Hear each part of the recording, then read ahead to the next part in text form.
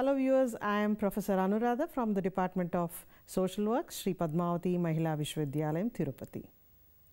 Welcome to this lessons on the paper titled Working with Individuals and Families.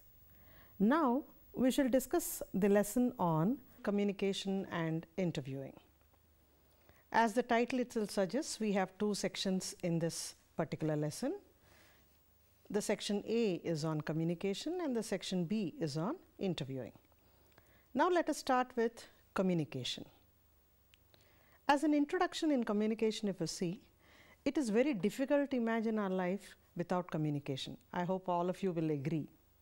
It's a natural phenomenon through which we share our thoughts, feelings or beliefs. And communication is the heart of social work practice, and I'm sure all of you will agree because it's more so in the context of working with individuals and families. In fact, it is mentioned that social work is one of the first professions to recognize the importance of communication skills and link it to effective practice. In this lesson, the concept of communication, that is by way of definitions, types and process of communication and the importance of interview techniques will be discussed. So what are our objectives of this particular lesson? On completion of this lesson, you viewers of various types should be able to understand the importance of communication while working with individuals and families. Explain your understanding of various skills that can be used during the communication process, and lastly, practice effectively the skills and techniques of interviewing during your casework sessions. Effective communication is important for a social worker because it helps to build relationship with the clients. Every day, social workers communicate with clients to gather and convey information through interviews, make assessments and decisions. So, communication underlies all social work activities. It is the core of all social work relationships. It's an important medium for providing social work assistance, especially to the needy and the oppressed. In other words, all social interactions are necessarily communication. So, effective communication lies at the heart of social work practice. It helps us to understand what the clients are seeing, what their situations are, and also to provide services there. So, in this section, you will learn about the definitions of communication, the process of communication, and also the importance of verbal and non-verbal communication. This will be followed by interviewing, which is one of the important methods of communication. So, what is the concept? What is the definition of communication? Communication in practice, it tends to be defined primarily as verbal and non-verbal exchange of information, including all the ways in which knowledge is transmitted and received. De Venezuela says that communication necessarily involves any act by a person wherein he gives or receives from another person information about that person's needs, desires, perception, knowledge or affective states. On the other hand, Webster's dictionary says communication is sending, giving or exchanging information and ideas. Kropowska in 2008 mentioned that communication is both interactive and context related. Moorhead and Griffin long back in 1994 said that communication is a process in which information is exchanged or it's a common understanding which is established between two or more parties.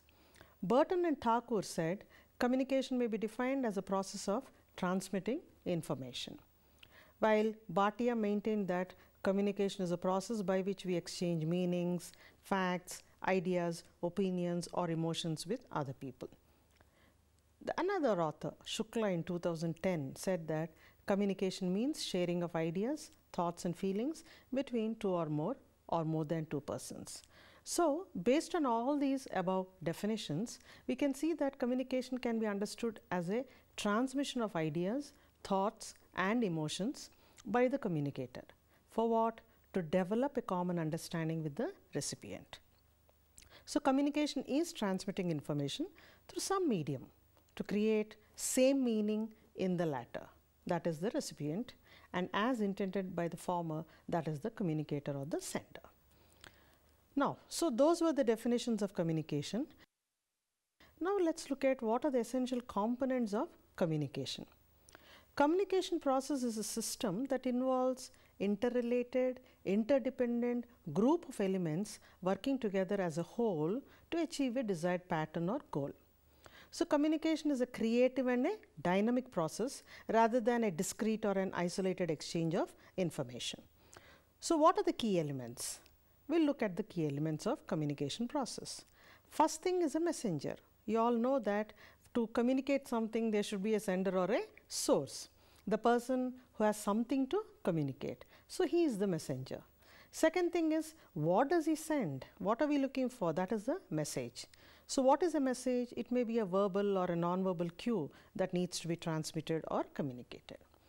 3. How do we send the message? That is the channel. It means it is the means of communication. That is the medium that we use in order to communicate.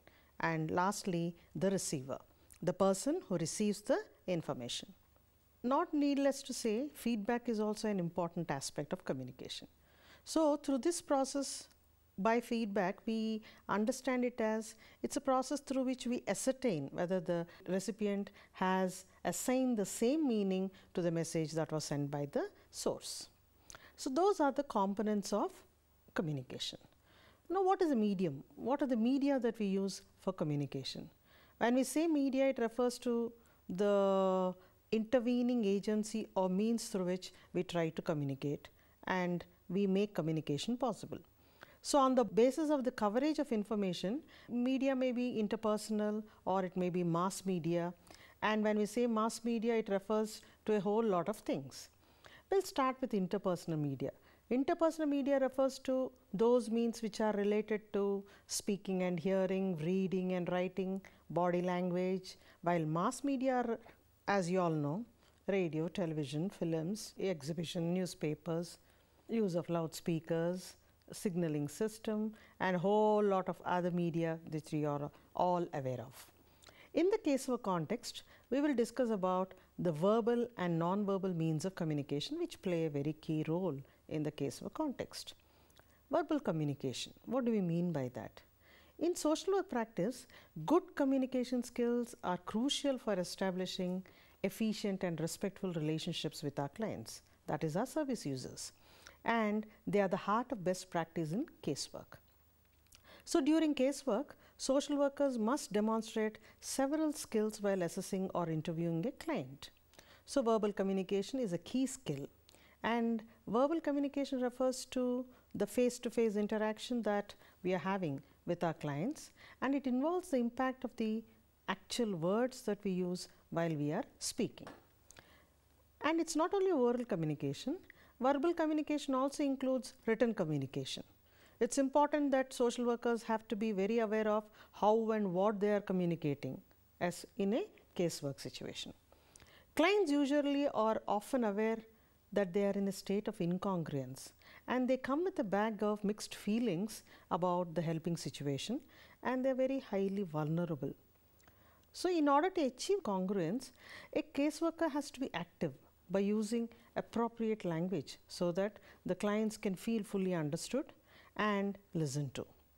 It is through such verbalizing that social workers can certainly convey genuine warmth, respect and non-judgmental attitudes towards the clients, that is our service users.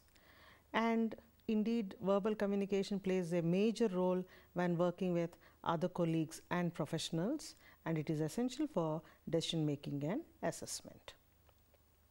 So having seen verbal communication, now let's look at what do we mean by non-verbal communication.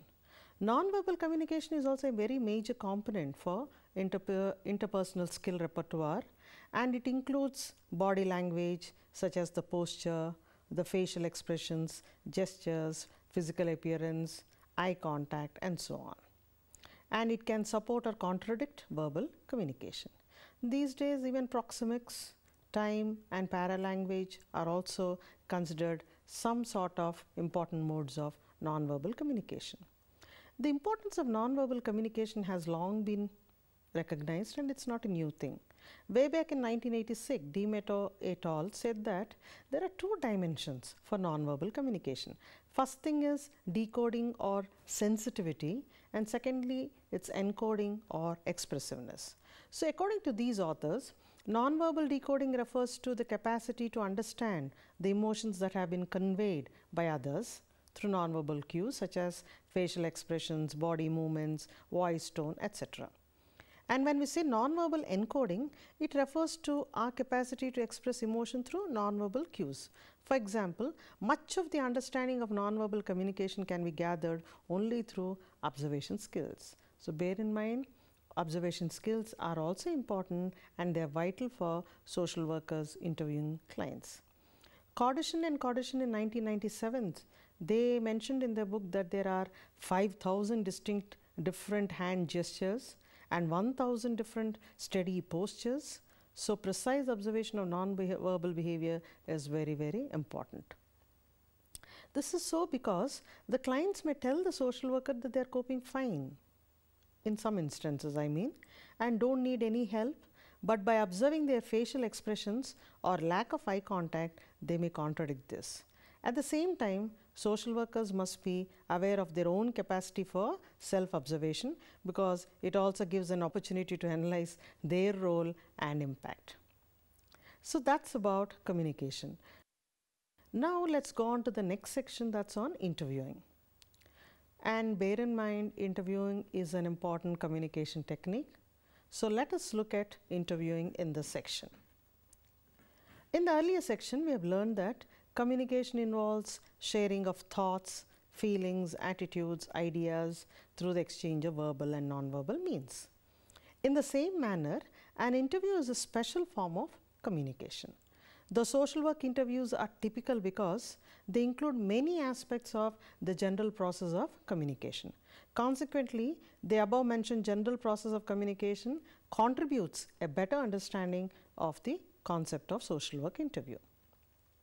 Interviewing is one of the most important communication interviews used, and it's called as a tour par excellence for social workers. And being one of the most used techniques, social workers make people talk fully, freely, and truthfully. So interview means it is a means through which the feelings, opinions, experiences, attitudes of a variety of people are explored. And interviewing is as old as the human race and as extensive as the leading professions of today. So what do some authors say? What are the definitions of interviewing? What do they define interview as? Since interview serves a variety of purposes for different people, no single formal definition of interview can be arrived at. So most often we see that in literature, synonyms such as meeting, conference, consultation, questioning, visits, conversation, discussion, etc. They're all used to discuss the scope of an interview or explain the scope of an interview. From a common sense point of view, interviewing seems to be a specialized form of communication it's a means by which we exchange our experiences, reveal our attitudes, and express our views. Kahn and Cannell, they defined interview as a conversation with a purpose, whereas Jung, a writer related to research, saw interviewing as a systematic method by which a person enters into the life of another person, that is the inner life of another, and that person is comparatively a stranger to him. So he felt that interviewing was of that type. Good and Hatt said that interviewing is an interpersonal face-to-face situation in which interviewer asks questions pertinent to his research and the respondent answers. Pope points out that interviewing is a conversational encounter between two individuals. Matarazzo in 1965, long back, mentioned that interviewing is one of the many techniques through which one person exerts influence on the other. So, in the context of social work practice, we concentrate more on the professional interview that is based on certain philosophical assumptions and values of humankind. We have been studying in our lessons that all individuals are considered to be unique, they have inner strengths and competencies, and that need to be mobilized both so that they can participate freely and fully when we conduct the interviews. And so we should focus on the interview on the person, that is the whole person and the person in situation configuration, because this is what helps us to get the big picture of the client's world. An effective interview thus has a clear purpose, it's well planned, and it promotes controlled interaction between the social worker and the client. Having seen the definitions, now let's move on to the skills and techniques of interviewing. Before we go on to the skills and techniques, as students and anyway as viewers, we need to be clear about what is the difference between a skill and a technique. As the term itself suggests, skill is an ability that one acquires as a result of training and experience, while technique is a procedure by which a task is completed or accomplished. Of course, there is often a considerable overlap while describing skills and techniques used by the social worker, and the terms are used interchangeably. Now in this particular section, let us look at the basic skills of interviewing.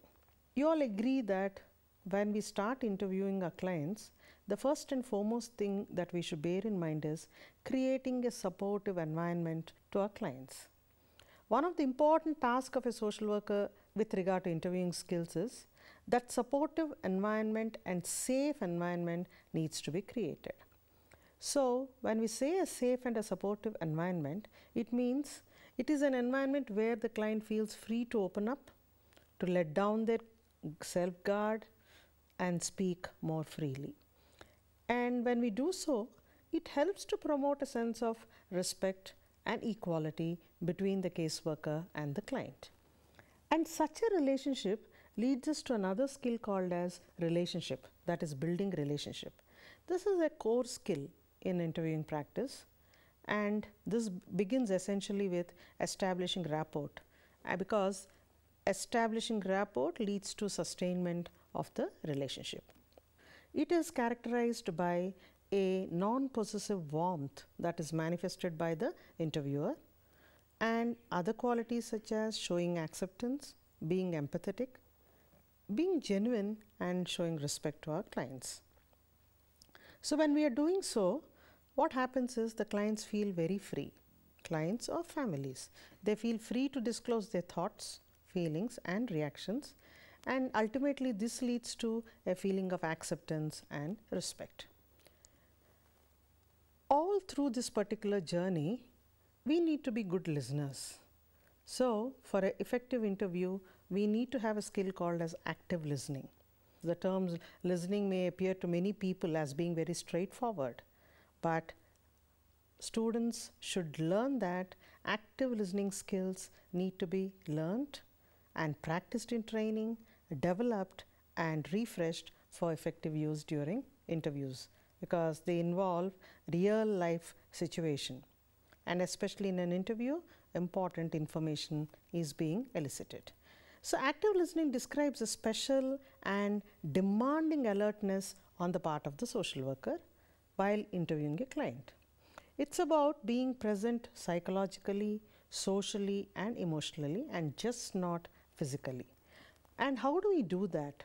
We use skills such as paraphrasing, reflecting and open and closed questioning, so that we convey to the clients that we have full interest and understanding of what they are saying, especially clients when they are vulnerable. So that takes us to the other skills. That is, the next important skill is, as mentioned earlier, questioning. Questioning is very important because it's a source for gaining information from our clients, and it's a fundamental to successful interviewing. So when we say questioning, asking relevant questions to elicit information is the basic key to all skills or all forms of social work practice. It's only through effective questioning that we can help the family to examine their situations, bring forth facts, feelings and opinions into the conversation. So while questioning, we need to probe, we need to explore, so that we can draw out descriptions of the events and the problems, and also the interconnection between those events and problems. This helps to open lines of communication, and it's an important aspect for problem solving process. So again, having seen that questioning is the key factor, what are the sort of questions that we can ask our clients? First and essential skill required is open questioning. And when we say open questioning, we are referring to broad questions that gives scope to the client to open and talk about themselves. And when we say open questions, they are not questions that can be answered with yes or no. Open-ended questions are those questions which promote clarity. They help the client to move at his own pace, and they encourage client's involvement in the information gathering process. Some examples. For example, when you want to use open questioning, when the client is talking, can you tell me something more about the job that you are doing? That is an open question. And when the client is explaining a situation, what is your opinion about the current situation? What do you think I can do for you? So these are the kind of open questions that bring out the inner feelings and help the clients to tell their story. On the other hand, we do also have closed questions. Closed questions are essential sometimes because they invite short, focused answers. And answers to the closed questions are often either yes or no, right or wrong, etc. And they are usually easy to answer. And the information that we get from them are, as the term itself suggests, it's limited. And they are useful especially in early conversations because they can help in promoting that relationship where the clients feel at ease when they are asked certain free closed questions. And we also have something called as a leading question or a loaded questions. A leading question usually subtly points out to the respondent's answer in a certain direction. And we also have other questions such as recall and process questions. That is because we want the clients to recall or remember something, or where we want some deeper thought or analysis, we can use recall or process questions. So those are some essential skills. And again, while we are interviewing our clients, the students should essentially learn some techniques, very important techniques which are essential to enter into the world of the clients. And first among them is the reflective techniques. When we say reflecting, it is a process of paraphrasing and restating both the feelings and words of the client. Why should we use reflecting? Because when we use reflecting, the purpose of reflecting is that we can allow the client to hear his own thoughts and words so that they feel that whatever they have said has been focused. And it is also useful to show the clients that we are trying to perceive the world of the client as they see it, and we are doing our best to understand their messages. And when we continue to reflect, we encourage our clients to talk more freely, and it helps us to dwell on the content and feeling to truly reflect what the client has said. So that is very important. So again, how do we understand this better? How can we use the technique of reflecting? There are two main sub-techniques that are involved. One is mirroring. Mirroring is a simple form of reflecting and repeating exactly what the client has said. When the client says something to us, when you repeat it back to the client, that is called as mirroring. And another technique that we can use is paraphrasing, which I mentioned earlier. In paraphrasing, it's slightly different from mirroring. We use other words to reflect what the client has said. Paraphrasing shows not only what you are listening, but that you're trying to understand what the client is saying. So mirroring and paraphrasing as a part of reflecting are key to an effective interview in social work context. We all know that throughout the process we need to be supportive. So we need to have some supportive techniques. What are these supportive techniques? They help us to improve, reinforce, or sustain the well-being of our clients. especially those clients who are in a source of trouble, in a state of incongruous, they need the assistance of the caseworker. So when we say supporting, we refer to the care and concern that we are showing to the client during the interview process. How do we show our support? We praise, we appreciate, we demonstrate that we are with the client, and it helps us to build the needed trust. Another way in which we can show support is encouraging our clients, because this encouragement raises the level of confidence of the clients. So again, here we can use verbal or non-verbal cues to express that our sense of encouragement to the clients. And I'm sure all of you agree that assurance and reassurance is very, very important. And what do we mean by assurance and reassurance? It refers to the kind of words that we use to create comfort in the client. It also refers to some sort of advice that we give to our clients so that they feel less worried and less anxious about their situation, because they come certainly in a state of apprehension if they're having a severe problem. So the comforting words can cover anything that as a social worker you do in order to increase their level of confidence. And that moves us on to the intervention. How do we do effective intervention? How do we intervene very effectively with our clients? First way we can do is giving information to the clients to understand the situation. We educate our clients. Education here means going beyond information.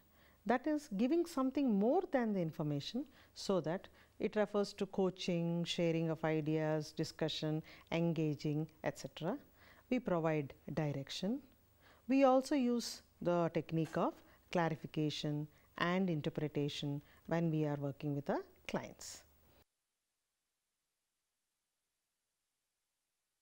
So in this section, we discussed about the importance of communication and the importance of interviewing, and we also discussed about the skills and techniques of interviewing.